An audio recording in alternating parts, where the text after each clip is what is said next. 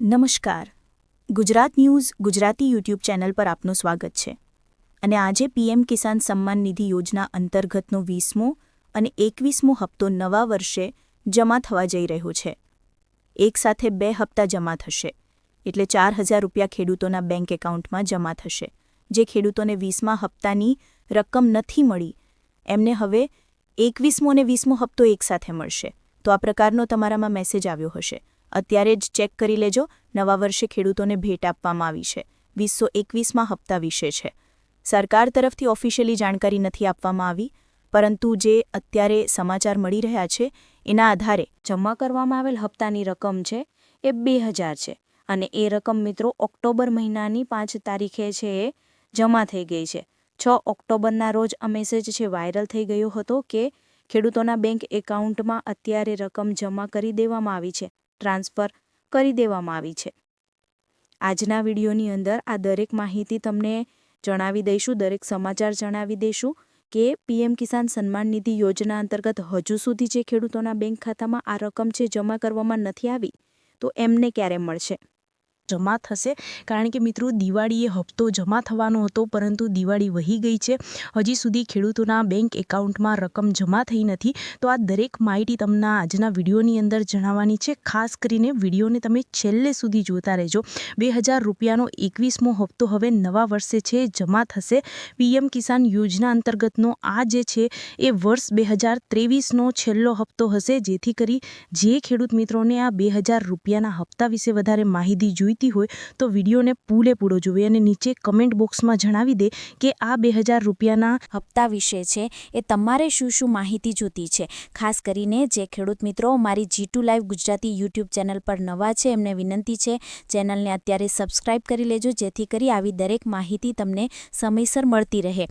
અત્યારે મિત્રો જે સમાચાર મળી રહ્યા છે એમાં દિવાળી પહેલાં દેશભરના લાખો ખેડૂતોના ખાતામાં પ્રધાનમંત્રી કિસાન સન્માન નિધિ યોજનાનો 21મા હપ્તાની જે આતુરતાથી રાહ જોઈને બેઠા હતા એવા ખેડૂતોને હજુ સુધી દિવાળી સુધી ખેડૂતોને હપ્તાની રાહ હતી, પરંતુ આ હપ્તો છે રિલીઝ કરવામાં આવ્યો નથી. હવે એવી આશા છે કે છઠ પહેલાં ખેડૂતોને 21મા હપ્તાની હપ્તો છે એ આપવામાં આવશે. જો કે કેટલા જ અસરગ્રસ્ત અને આપત્તિગ્રસ્ત રાજ્યોમાં કિસાન નિધિનો યોજનાનો 21મો હપ્તો છે જાહેર કરી દેવામાં આવ્યો. એટલે મિત્રો હવે તમને લાભ પાંચમ પછી છઠના દિવસ પહેલાં છે એ ખેડૂતોના બેંક એકાઉન્ટમાં આ હપ્તાની જે રકમ છે ટ્રાન્સફર કરવામાં આવી શકે છે. એ પહેલાં ઘણા બધા વિસ્તારોની અંદર છે ખેડૂતોને નુકસાન થયું હતું, જેમાં 4 રાજ્યોનું નામ અત્યારે છે બહાર આવવામાં આવી રહ્યું છે.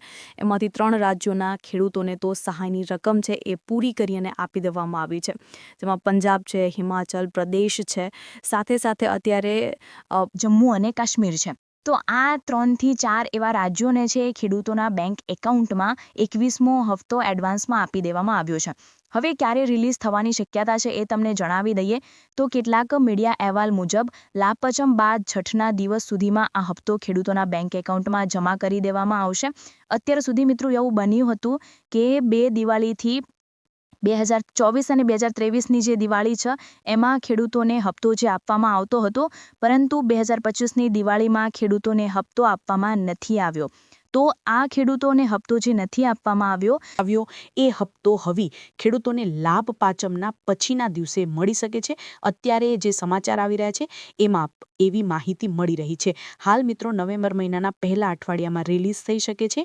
બિહારમાં ચૂંટણીને ધ્યાનમાં રાખીને અટકળો એવી ચાલી રહી છે કે 21મો હપ્તો નવેમ્બર મહિનામાં રિલીઝ થશે.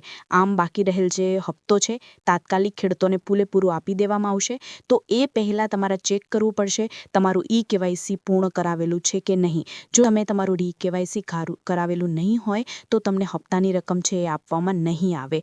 જો તમે પહેલેથી જ આ કામ નથી કર્યું તો તરત જ કામ કરી લો. તેના વગર 21મો હપ્તો છે જમા થશે નહીં. તમે CSC સેન્ટરની મુલાકાત લઈને તમારું KYC છે પૂર્ણ કરાવી લો.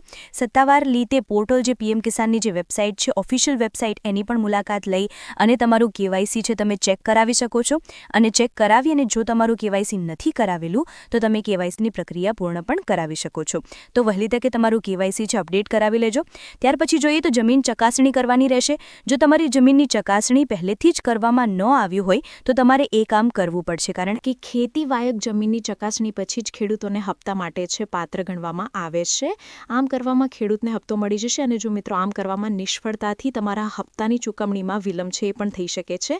જમીન માપણી તમે વહેલી તકે કરાવી લેજો અને તેમાં જે પ્રમાણે 7 આથડ બની નકલ નીકળતી હશે એ પ્રકારની નકલ જ તમારે છે એ આપવી પડશે. જો આ કોઈપણ પ્રકાર સરકારી ડોક્યુમેન્ટની અંદર ફેરફાર જાણવા મળશે તો તાત્કાલિક છે તમારો પીએમ કિસાન યોજના અંતર્ગતનો જે પણ ટેન્ડર હશે એ રિજેક્ટ થઈ જશે, અથવા તો તમે જે કામ રાખેલું છે એ પાસ